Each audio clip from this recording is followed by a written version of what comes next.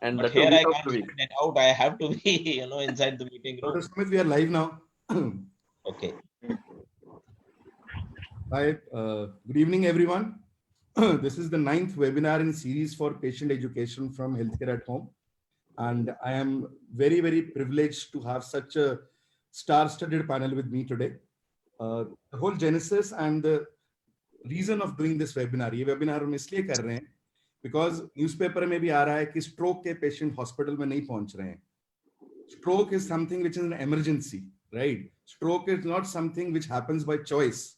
These patients have to reach hospital in time, like a cardiac arrest patient, and have to be tended at time. लेकिन आजकल के माहौल में जब हम डर रहे हैं, जब हम हर छोटी बात के लिए हॉस्पिटल नहीं पहुंच रहे हैं, तो where are these patients going? What are they doing? What about the patients who are coming from the periphery and now are not able to reach because of the sealed borders and because of no public transportation? What about the patients जो कि already stroke से ग्रसित हैं, जो कि थोड़े दिन पहले डिस्चार्ज होकर गए थे और डॉक्टर से फॉलोअप नहीं करा पा रहे हैं, रिहैबिलिटेशन नहीं करा पा रहे हैं, इनको दवाइयां नहीं मिल रही हैं. तो इन सारी चीजों को डिस्कस करने के लिए we have our star studded panel today. Let me do a round of introductions first. My first panelist today is Dr. Sumit Singh from Delhi. Hi. Hi sir. He is the chief of neurology for Artemis Hospital, Gurugram. Did his MBBS from MLB Medical College, Jhansi, and then his MD from LLRM Medical College, Meerut. He is an alumnus of All India Institute of Medical Sciences, the prestigious institute of the country, where he did his BM Neurology. He continued with the same institute for many years till he was an associate professor in the same department. Left AIMS, and then he was part of another premium institute, which is Medanta, the Medicity. And finally, now he is the chief of neurology at Artemis Hospital. He has won various awards during his illustrious careers and is a member of Indian International Headache Society, Neurological Society of India, Indian Academy of Neurology, Delhi Neurological Association, and Movement Disorder Society of India. I welcome you, Dr. Sumit. Thank you. I also have with me from Delhi another very senior neurologist, Dr. Anshu Rodgi. Hello. Hi, sir. From Sir Gangaram Hospital, which is one of the oldest hospital and the most prestigious in Delhi. I think one of the premier most institute to start the DNB programs in India. He's a professor of neurology at Gangaram Institute of Postgraduate Medical Education and Research. He's a undergrad and postgrad MD Medicine from University of Delhi and did his DM Neurology in GB Pant Hospital, Maulana Azad Medical College. With more than 32 years of experience behind him, he has 45 scientific papers under his belt. He's actively involved in trials in multiple sclerosis, stroke, Parkinson's, dementia, and epilepsy. I welcome you, sir. Thank you.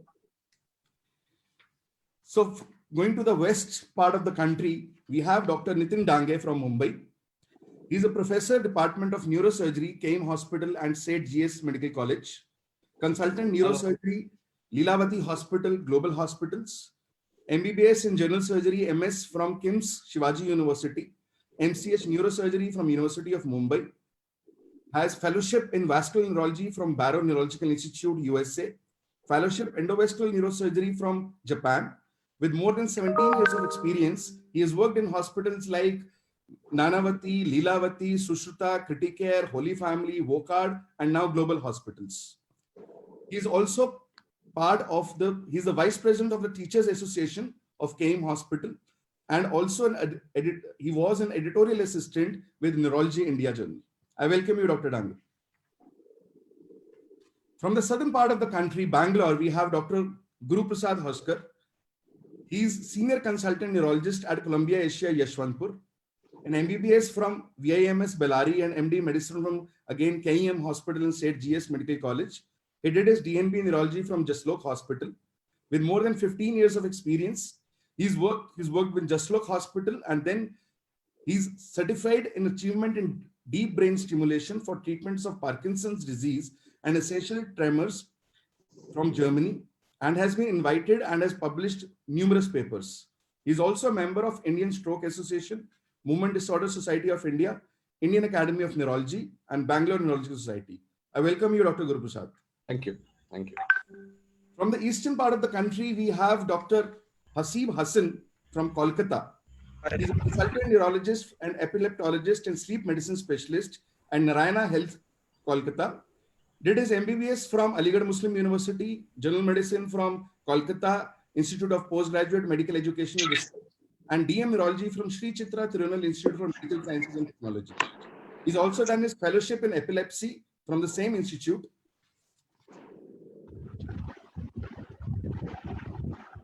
And I welcome you, Dr.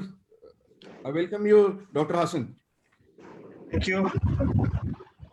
Post these 5 panelists, I also have with me, and shortly Dr. Padmashri, Dr. Padma would be joining us, who is the HOD of Neurology and Chief of Neurosciences Center at AIIMS New Delhi. I think she's stuck in something, has just reached home. So whenever she joins, we'll introduce her also. So my first question today is to Dr. Rothgi. Dr. Rothgi sir, कहा जा रहा है कि Covid कहने को तो पहले एक रेस्पिरेटरी डिसऑर्डर है. हम कहते हैं कि पेशेंट वेंटिलेटर पे चला जाएगा, पेशेंट को रेस्पिरेटरी सिम्टम, सांस फूलेगा, सांस लेने में तकलीफ होगी, बुखार होगा.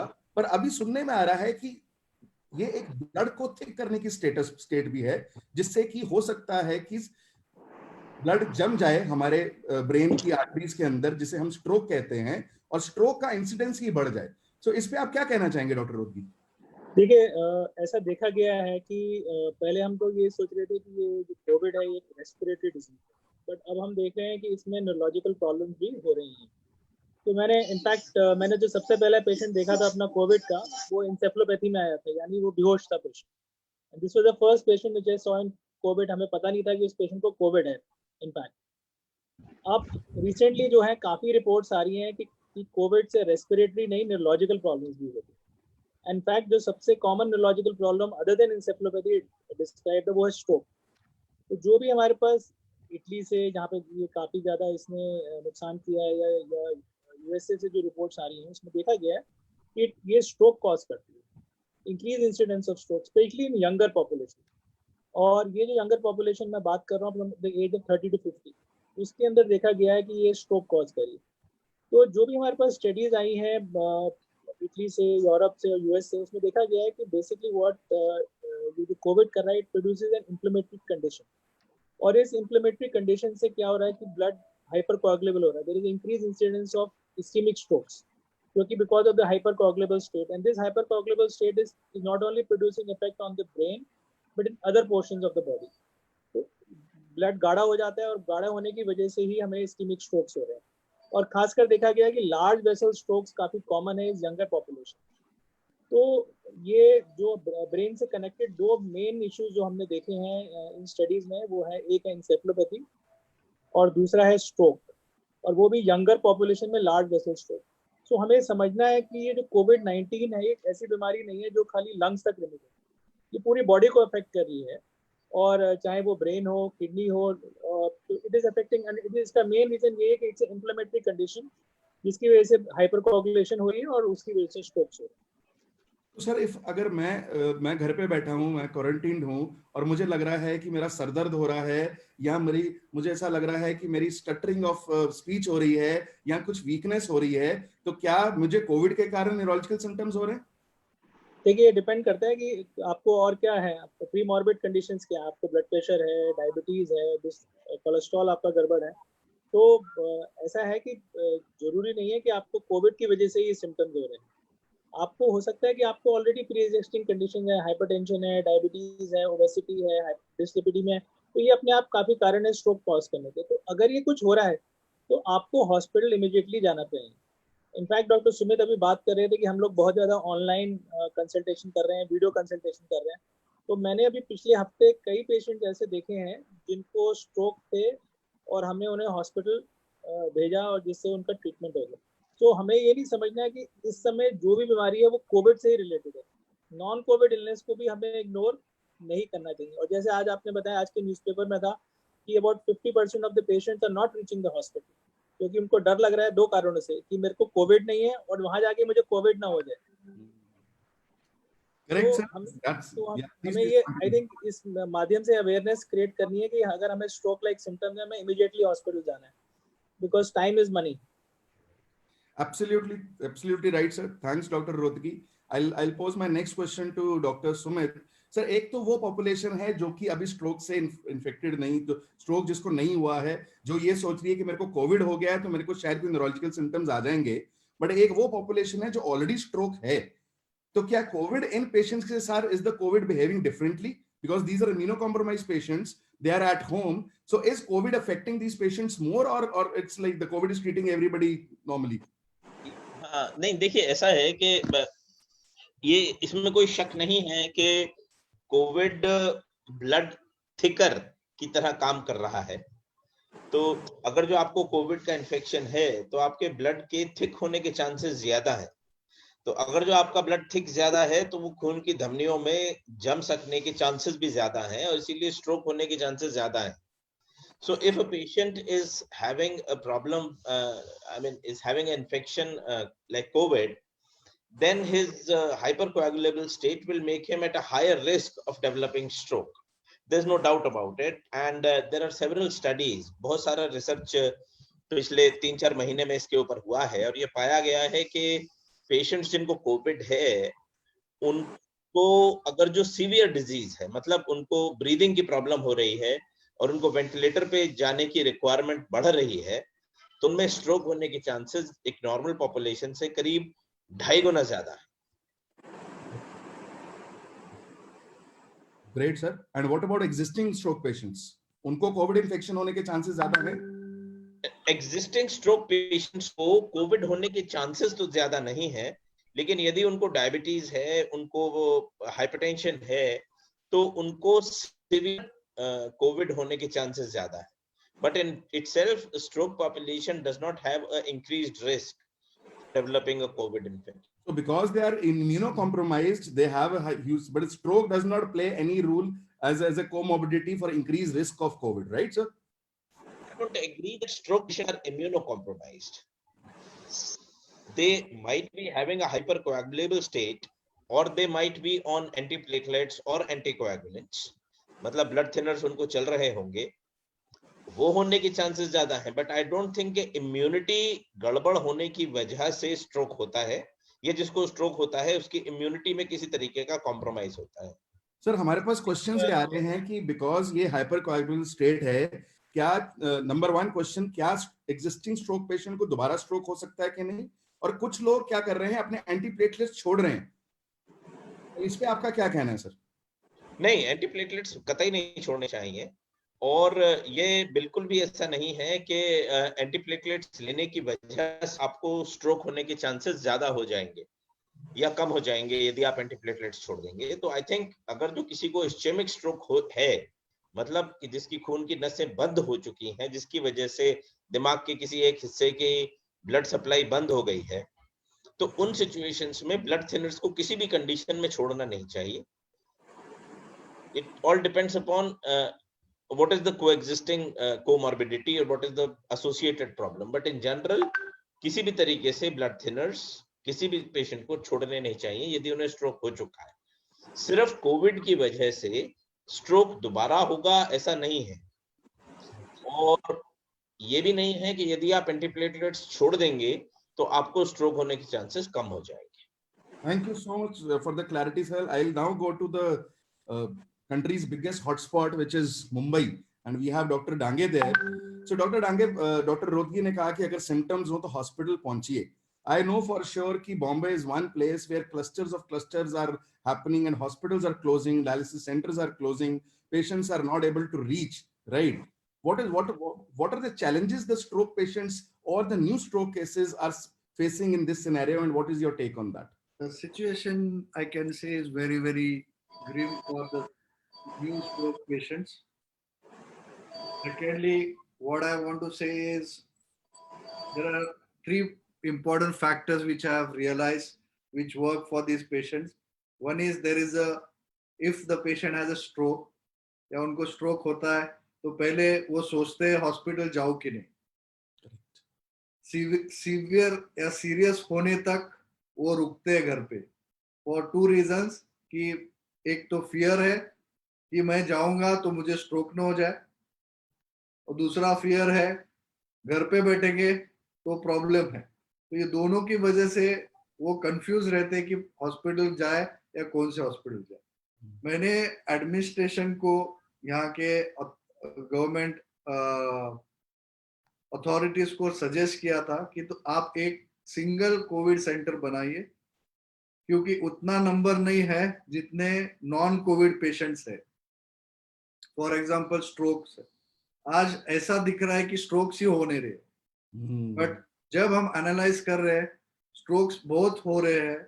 जैसे हाइपरकोएगुलेबल स्टेट है वो यहाँ पे भी है, नए पेशेंट्स आ रहे हैं बट वो पहुंच नहीं पा रहे। दो रीजन है, एक तो एम्बुलेंस नहीं मिल रही है इनको टाइम पे, दूसरा फियर फैक्टर है, तीसरा उनको इग्नोर किया जा रहा है। जैसे अभी कई हॉस्पिटल्स में in spite of government guidelines उनको चाहिए इमरजेंसी पेशेंट है तो HRCT चेस्ट करना है और कोविड का रिपोर्ट चाहिए, नहीं तो कोई एडमिशंस नहीं हो रहे। ऐसा सिचुएशन आज भी है, स्पेशली बॉम्बे में। उसका रीजन ये है कि शुरू में जितने हॉस्पिटल्स कोविड ट्रीट कर रहे थे वो सब सील हो गए, private hospital. So initially 6 hospitals were major hospitals were sealed. कहाँ जाए स्ट्रोक पेशेंट्स?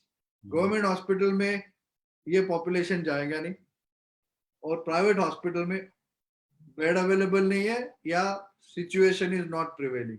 इसकी वजह से all stroke patients are reaching late, बहुत ही लेट आ रहे हैं, 2 दिन के बाद 3 के बाद, क्योंकि वर्सन होने के बाद ऑप्शन नहीं है। जब उनको रियलाइज हो रहा है कि पेशेंट हाथ से जा रहा है या लाइफ थ्रेटनिंग हो रहा है तभी वो हॉस्पिटल ले आ रहे हैं। उसके पहले जो टाइम विंडो है, गोल्डन विंडो है, वो कंप्लीटली कोविड की वजह से निग्लेक्ट हो रहा है, which is a very sad situation. ये फियर को ओवरकम करना बहुत डिफिकल्ट है। अभी जब अथॉरिटीज ने रियलाइज किया कि नॉन कोविड सफर हो रहे, जैसे डायलिसिस है, स्ट्रोक पेशेंट्स है, Covid presenting with cardiomyopathies or MI as a primary presentation, these patients are even more, they are much more than what COVID patients are, and they are getting neglected. So non COVID के ऊपर Bombay high court ने एक judgement दिया कि please आप non Covid के लिए hospitals खुले रखो, खोल दीजिए, प्राइवेट क्लिनिक्स खोल दीजिए, नहीं तो हम एक्शन लेंगे। तो ये सिचुएशन बॉम्बे में ज्यादा खराब है। Hospitals availability of beds for non-COVID patients is very limited because many hospitals were sealed. Healthcare workers are positive, doctors are positive, nurses are positive, and that's why availability of beds or infrastructure for non-COVID like stroke patients is very, very less. Thank you, Dr. Secondly, Rajat. stroke का number ज़्यादा है. I agree, sir. That's what was in the newspaper also today in TOI. And we have with us Dr. Padma Srivastava, Padma Shri from Delhi. She's the chief of the Neurosciences Center. Hi, good evening. Hi, good evening, ma'am. Pleasure to see you. Thanks Good for evening. ma'am. Hi. Madam, Hi. I hope you are well. Hi. So she's the professor in the Department of Thank Neurology. you. She's also a professor with UCLan UK, also having degrees in FAMS, FNASC, FANS, with more than 200 publications. She initiated as in charge of the thrombolysis program in AIIMS, active and founding member of comprehensive epilepsy program at AIIMS.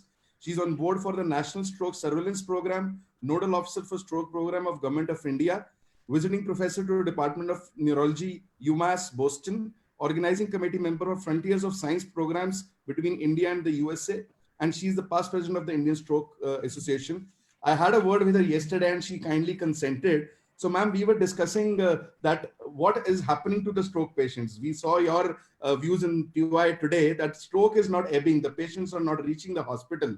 And then I saw that consensus statement in the in the annals of the Indian Academy of Neurology, where a consensus statement has come that how these patients should first reach, this is the emergency, should reach, and then hospital should be well equipped to treat these patients. So ma'am, can I have your views on that? Yeah. So a couple of things in this, that it is now now sort of publish data that we have about 30 to 40% drop in patients with stroke who are reaching the emergency, and almost 60 to 70% drop in the intravenous thrombolysis, that is those systems to reperfuse a blocked artery, which happens only in a limited time interval. So number of patients coming in has dropped. Number of patients who undergo these interventions is also dropped. There are two things. Ma'am, your voice is voice is breaking.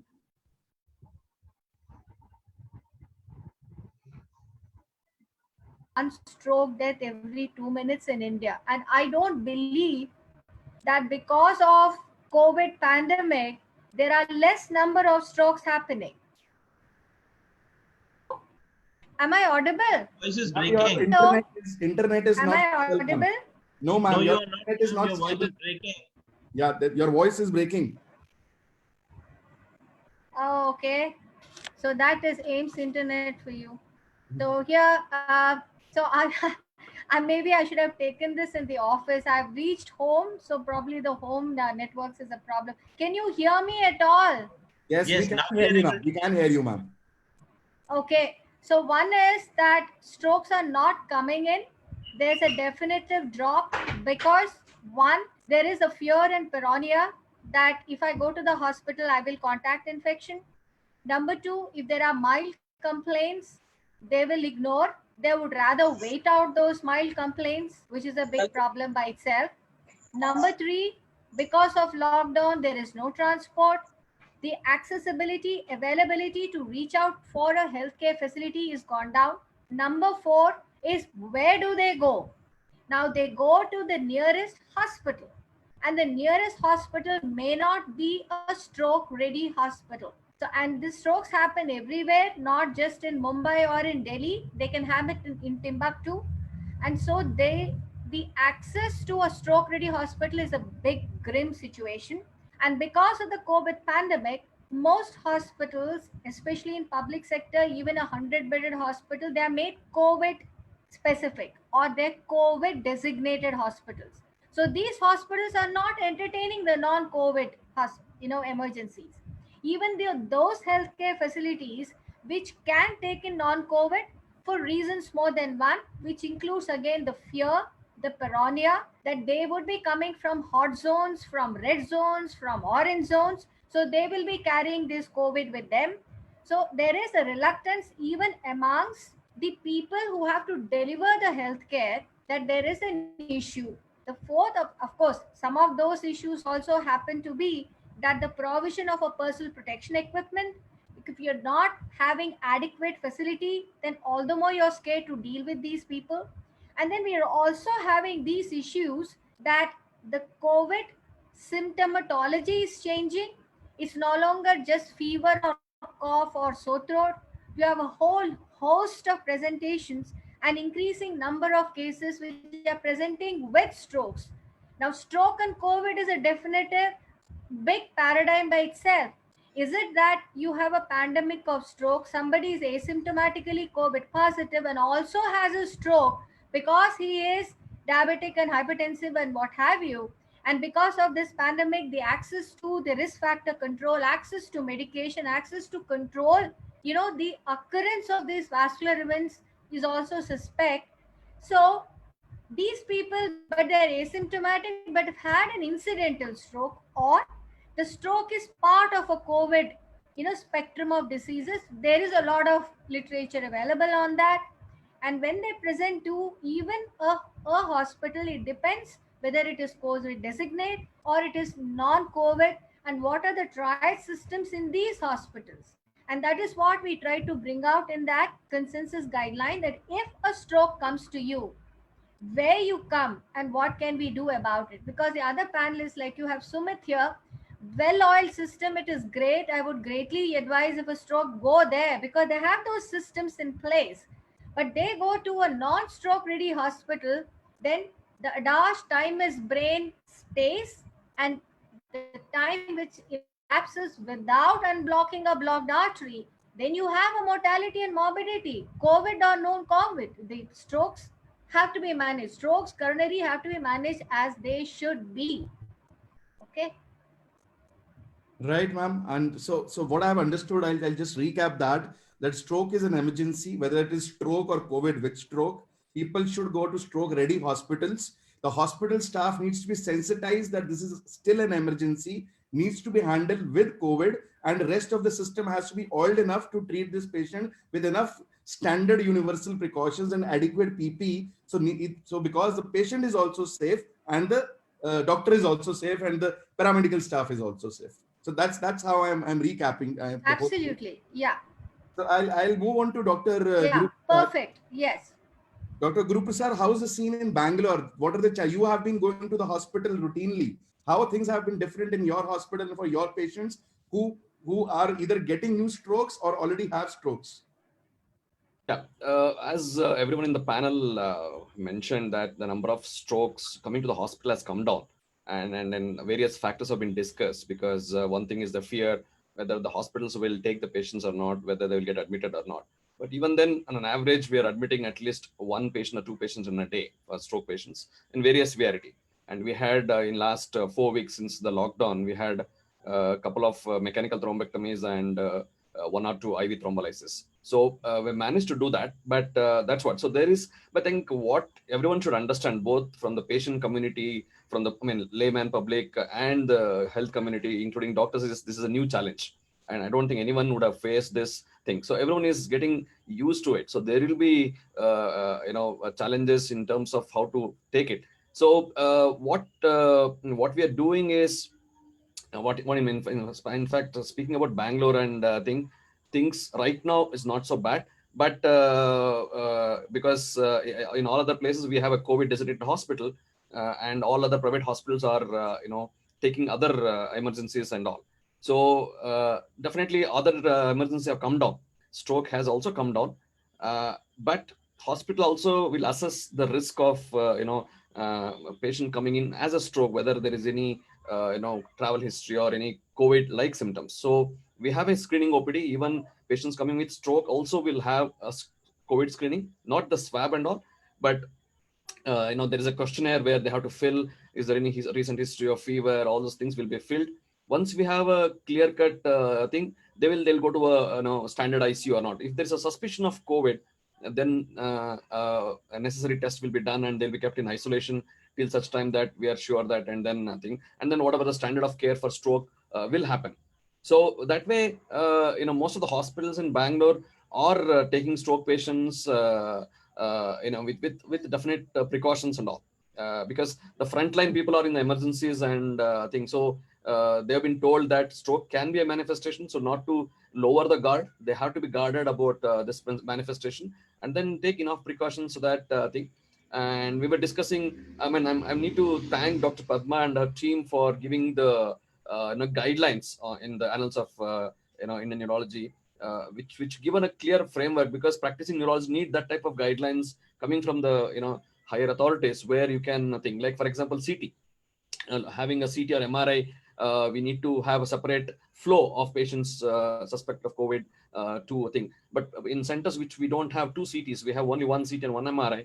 We need to have we need to sanitize that. So our hospital is geared up for that. We had a quite early meetings of this and how to segregate patients who are suspected to have that, and then take them on a separate route, have isolation rooms. And once that is cleared, once the initial screening is negative, then they can get into the normal ICU or normal wards.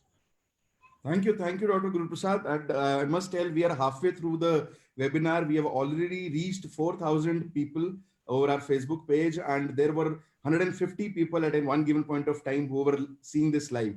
Thanks to all of you. My next question is to Dr. Nitin Dange. Dr. Dange, we know that stroke patients tend to stay long in the hospital. They are always long stay patients, right? They need rehabilitation, they develop tracheostomy care and all that stuff. But now when patients are fearful to be in the hospital that they might get COVID, is the situation changing? Is there an impetus that patient wants to go home fast, or you want to send them on early discharge? What's the situation there? Yeah, definitely it depends on what is the situation of the hospital where the patient is. So I'm working at KEM as well as the private hospital. So like in KEM, definitely we would have lots of carriers. There's huge number of population. Being in a public hospital, we would not keep the patient for a longer period, because whatever said and done, they are bedridden, not very sick patients we would like to discharge, but we would like to discharge as soon as possible to avoid a risk of non-COVID patient getting into a COVID contact or getting into a COVID positivity.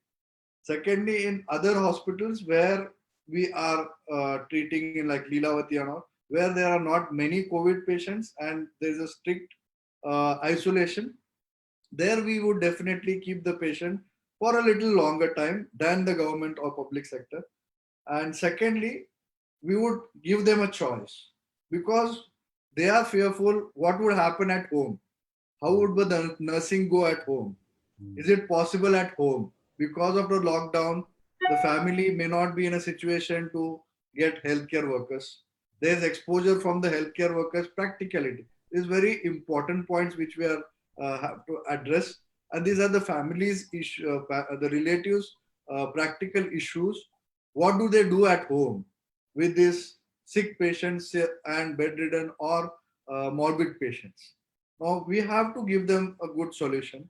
So if it is possible to keep them in the hospitals and be safe that they are not exposed to the COVID, I would rather keep them in the hospital, or refer to a center like yours where you will be taking care at home. If they are comfortable, they are having space at home, then definitely would advise that please take the patient home and manage it at home, because whatever said and done, the carrier hospital healthcare workers may pose a risk to these morbid patients. Thank you, Dr. Dange. Dr. Sumit, you wanted to add something here. Yes, we have made, I mean, I'm not a stroke specialist and stroke is not my primary area of interest. So Dr. Raj Srinivas, who's here with us, is also a member of the World Stroke Organization's, steering committee for making the guidelines in which people from 18 countries have been, part of it. And I have that proof, which I cannot share with you. And it is going to be published probably in a week's time from now. So what we have done is that we have made a pathway for non-COVID suspects, COVID suspects, and definite COVID patients. So I think that is how one should, progress, in which that this patient doesn't have very high chances of developing a COVID infection. Second is that there is a significant risk that इसको patient को COVID हो सकता है, और ये वो patient है जो किसी और hospital से हमारे को refer हुआ है जिसको COVID है. तो हम जिस पेशेंट को सस्पिशन हाई है, जिस पेशेंट को ऑलरेडी कोविड है, उसको हम ऐसे ट्रीट करते हैं जैसे कि वो कोविड पेशेंट है. बिकॉज अगर जो हमें उसको इंट्रा आर्टीरियल थ्रोम्बोलिसिस या मैकेनिकल थ्रोम्बेक्टमी के लिए लेना है तो हमारी एक्सीडेंट होगी. Dr. Sumit, your voice is situation breaking. में हम Dr. Sumit, your voice is breaking. Am I audible?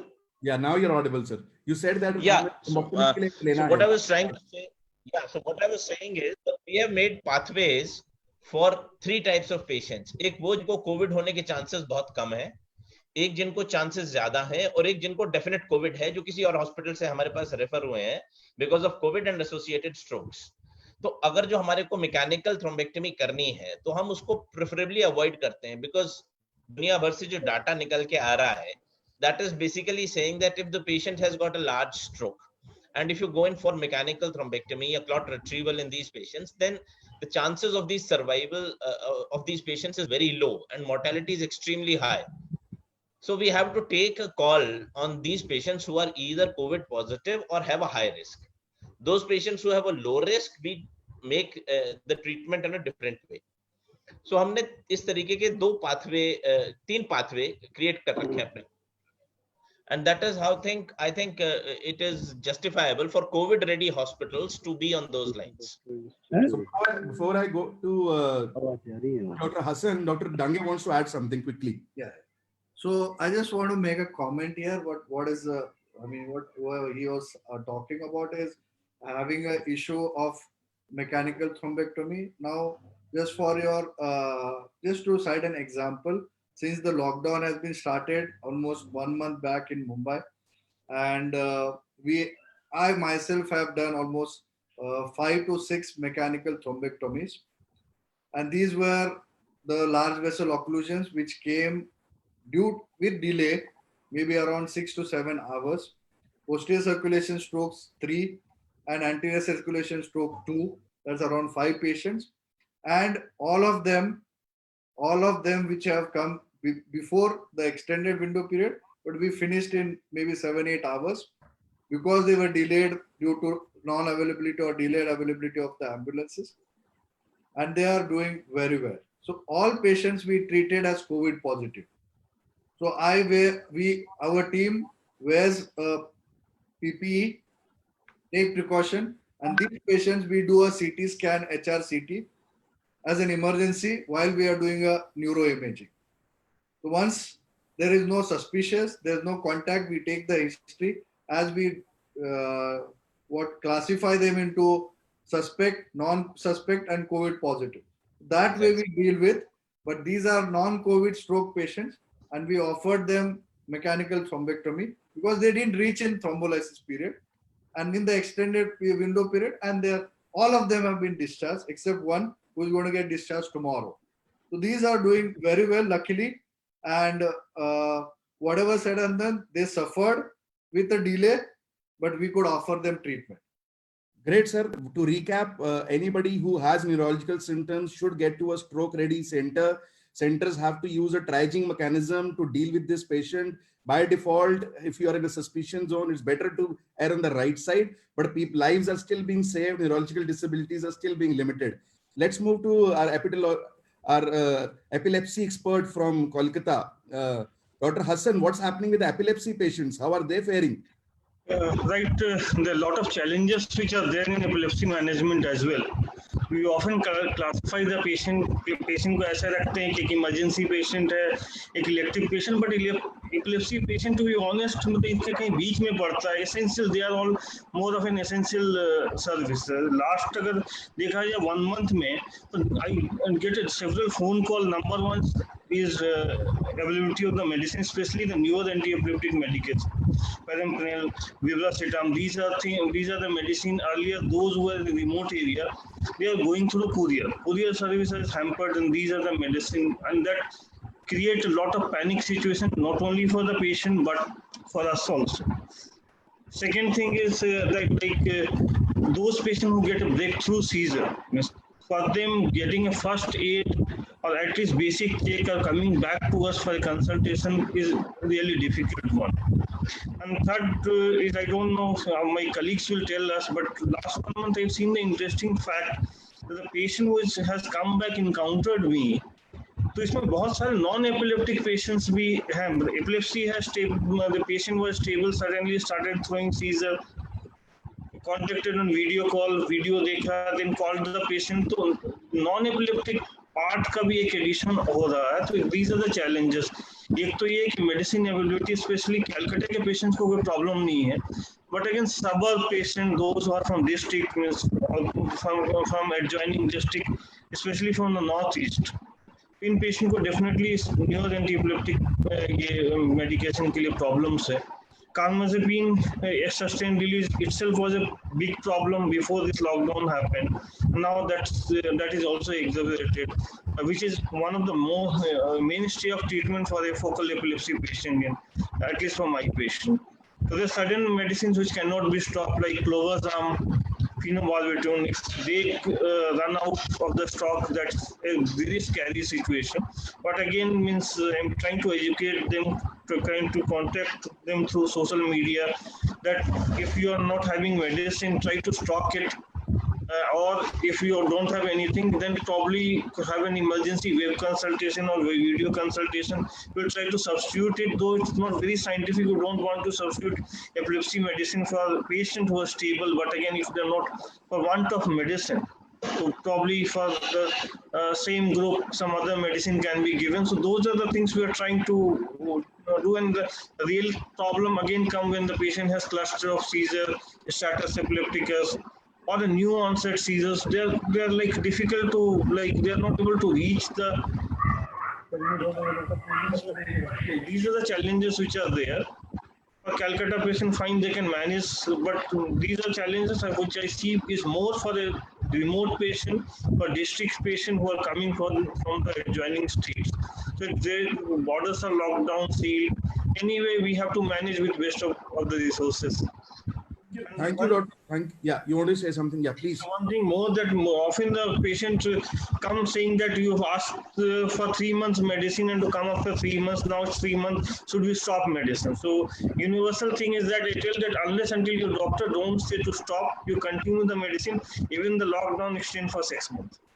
Thank you so much, Dr. Hassan. And I tell you a comment from Dr. Dange on home rehabilitation and managing. We distribute Briviact, which is a specialized epilepsy drug across the country, and I know how difficult it was to get it to people. And our team across the country has gone overboard to deliver that medicine.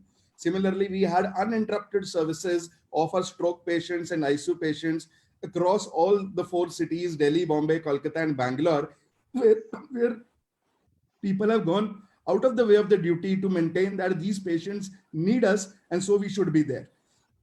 Next question to Dr. Rothgi. Dr. Rothgi, the patients who have already been discharged, there are follow-up which are scheduled for them. They are not able to come. They are in peripheries or in lockdown, and I'm saying that they are being rehabilitated at home. What is the advice for those patients? What should they do? So you're on mute. Please unmute yourself. Yeah. So fortunately, what has happened is that actually we were doing teleconsultations before even this lockdowns happened. We were doing it for last 2 years, and now with the coming of these lockdowns, we are now doing a lot of video consultations. So a lot of these patients who are on follow-up and they are not able to come to Delhi because there is no transport available. So we are doing a video consult with them. So on daily and an average, I'm doing about 8 to 10 consults on video. So this is the way we can follow up with these patients. And in fact, for the patients, it is definitely a difficult situation because as Dr. Hassan was saying, that availability of medication is a big challenge. We are not talking about metro cities because we have patients coming from all over India. So we have patients coming from even small places, not in Northeast or anything. So their availability is a major issue. In fact, the newer medication like Brivacettam or Perampanel, that is very difficult because you're not getting these medicines. And the other problem is that all of these medicines, anti-epileptic, you can't get it without prescription. So there, I think this video consultation and teleconsultation is coming because we are able to send the patients fresh prescriptions, so that at least they're able to maintain the continuity of their medication. And one psychological aspect which I've seen over last 1 month is a lot of these patients, especially women, please don't take me otherwise, but they are having a lot of non-epileptic attacks. Maybe it's the stress is getting to them.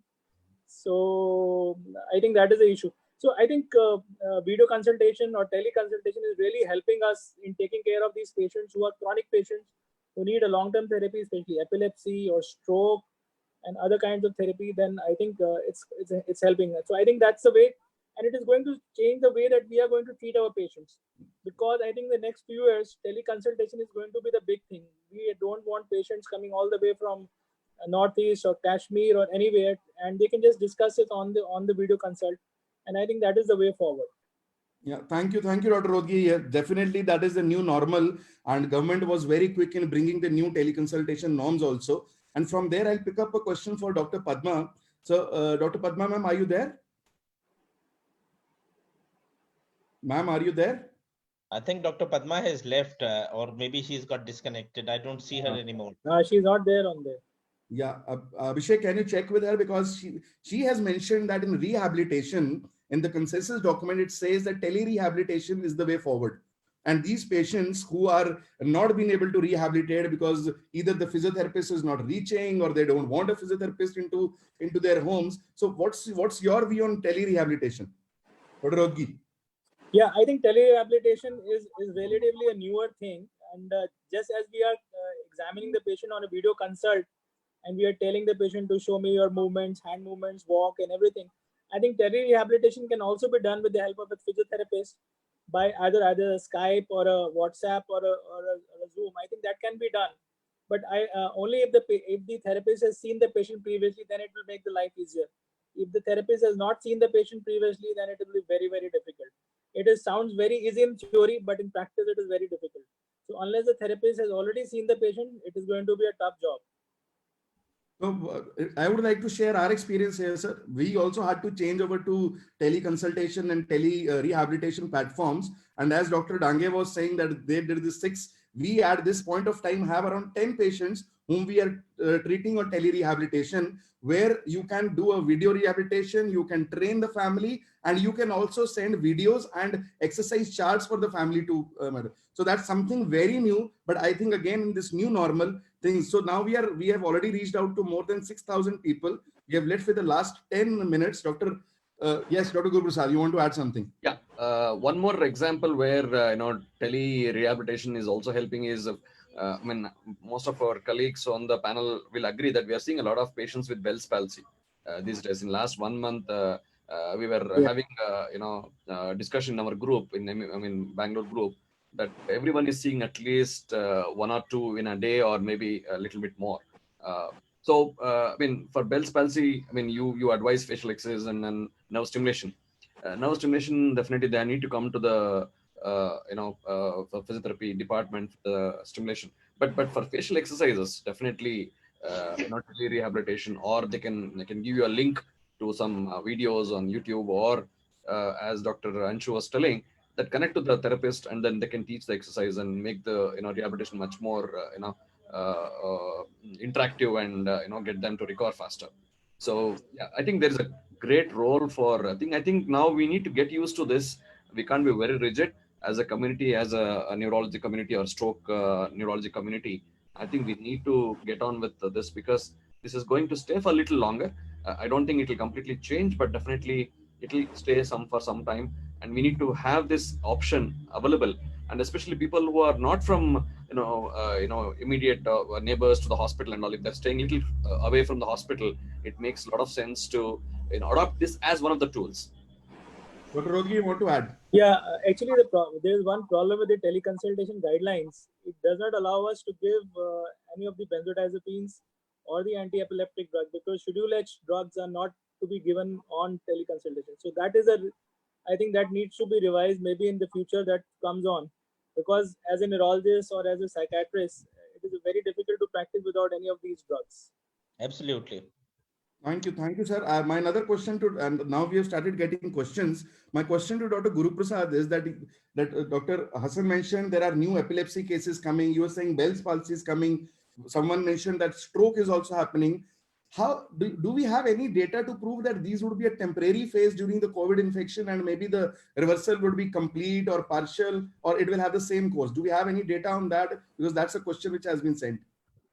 Can you come again, Dr. Gaurav? So the new neurological symptoms which are developing, whether it's a Bell's palsy, whether it's an epilepsy, whether it's a stroke, what is the recovery pattern? Will there be a scar which will be left? Will there be some residual disability which will be there, or they'll completely get cured? No, I think it's too early, because we are getting articles on stroke and COVID-19. They are behaving like like any other stroke. But when you have a situation where it is like meningoencephalitis or encephalopathy, where there's a direct impact of COVID, that is coronavirus, on the brain, you may look at how's the changes happening, what is the thing. But stroke, I think whatever we have seen, it is not behaving. Mind you, these are all not COVID positive or COVID suspect. They're all routine stroke patients. They take the usual anticipated course. They recover depending on the stroke type or the area involved, and then the depending on how fast they reach and they receive the treatment. So that way they are behaving similar way. Bell's palsy we have just seen in last few weeks, so it's too early to say. But I don't expect them to have a longer recovery time. I think they will behave like thing. And none of these patients had any symptoms of any flu. I must say that they have behaved like, in fact, because of the lockdown, even you not traveled. So a lot of patients we hear, because of the Bell's palsy, they would have traveled with the windshield down, cold breeze across the years, all that history is also not there because they're all inside the home. So we don't know what is the reason to sudden spurge, a sudden increase in the number of Bell's palsy we have seen, but only time will say. I think there'll be some paper coming out of that. Dr. Sumit, what is, yeah, Dr. Rodgi, yes. Yeah, I think I was speaking to one of my colleagues in Bombay, and they were saying, I think same in Bombay, there was an increased incidence of Bell's palsy in Bombay also. So I don't think maybe it may be related to COVID. We don't know. Only I think the time will tell. For our audience, Bell's palsy is जब चेहरे को लकवा मार जाता है, and all the consultants are saying that this is something, a new spurt which is saying.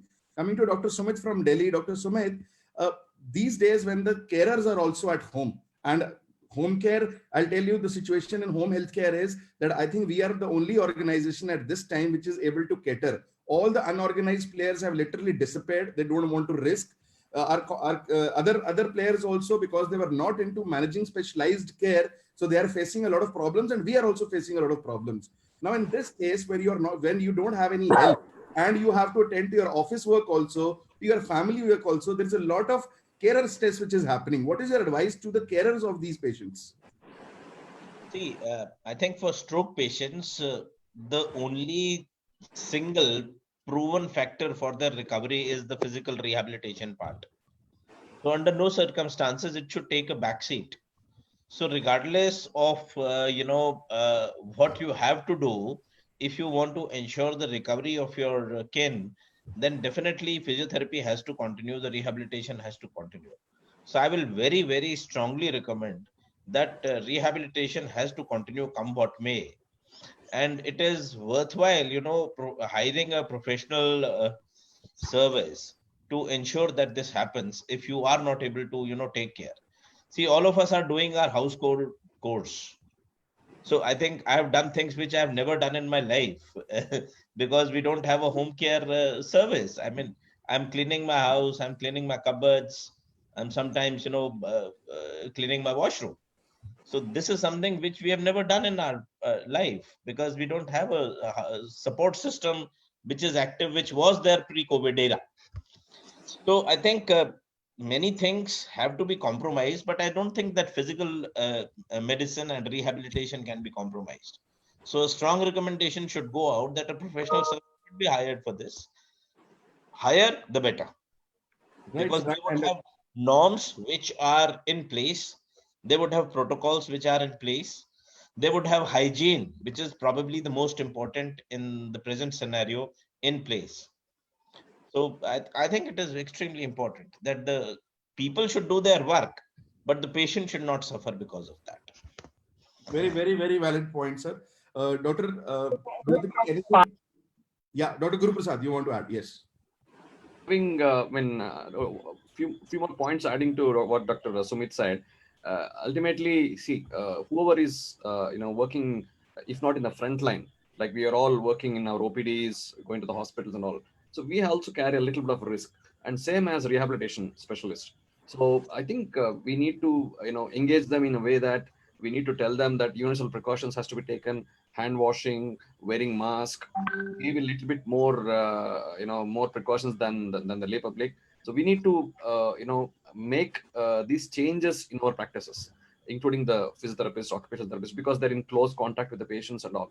I think once you improve the confidence levels in people who are in this rehabilitation work, I think the confidence levels goes up. Then I think they'll be much more on the ground working with the patients and all. So I think that message has to go, that we need to increase our precaution levels because, as everyone discussed, unless we treat every patient we see, a stroke patient is a suspect. Right. So, but not that we don't want to treat. We want to treat, but good safety and precautions.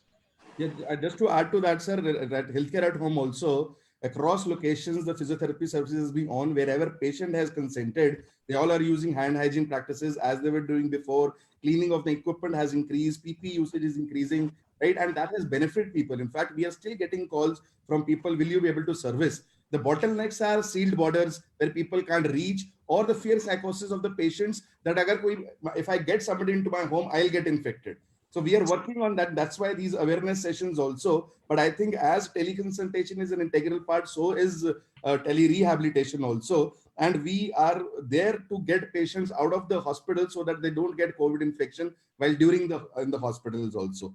So I think we have reached more than 8,000 people now.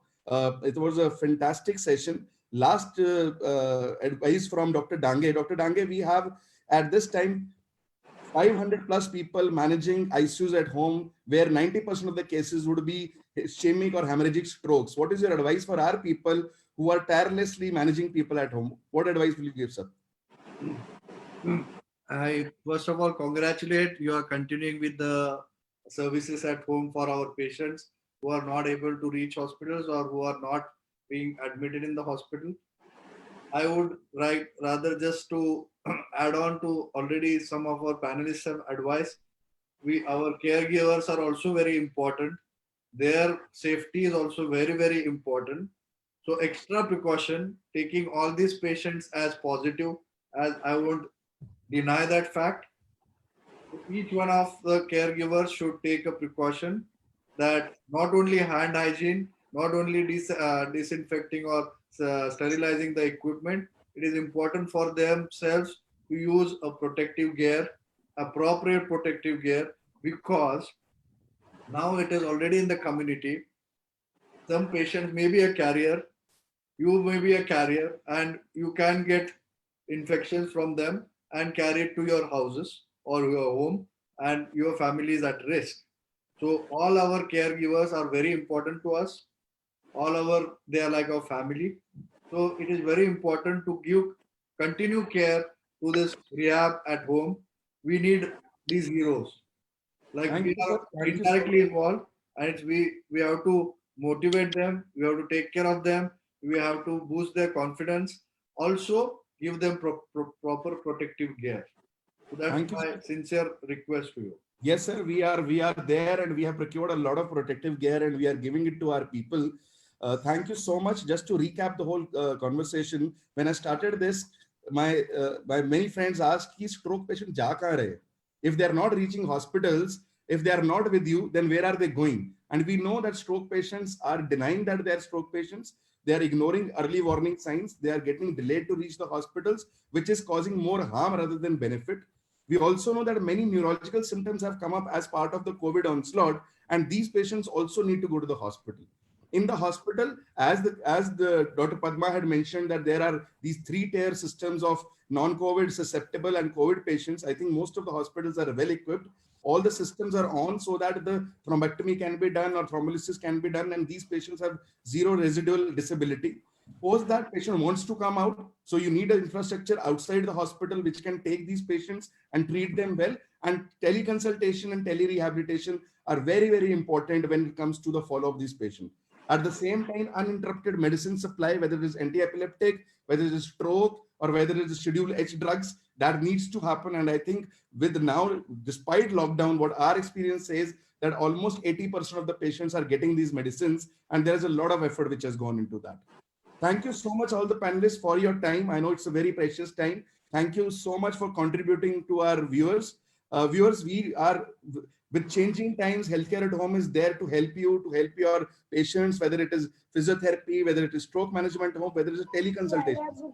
For the panelists, I want to tell them that, sir, we have launched new teleconsultation services where we are handling around 50 patients a day on teleconsultations. And these are COVID related also, and specialist consults also. So that's how the new normal is happening. Things are changing. Thanks everyone contribute. Our next webinar will be on Friday, 7:30 on respiratory illness, on chest diseases, pulmonary diseases. Thank you everyone for joining. We could reach out more than 8,000 people. 800 people reached more than 8,000 views. And at any given point of time, more than 120 people were viewing this live. Thank you so much, my friends. Thank you so much. Thank you, Gaurav. Thank you.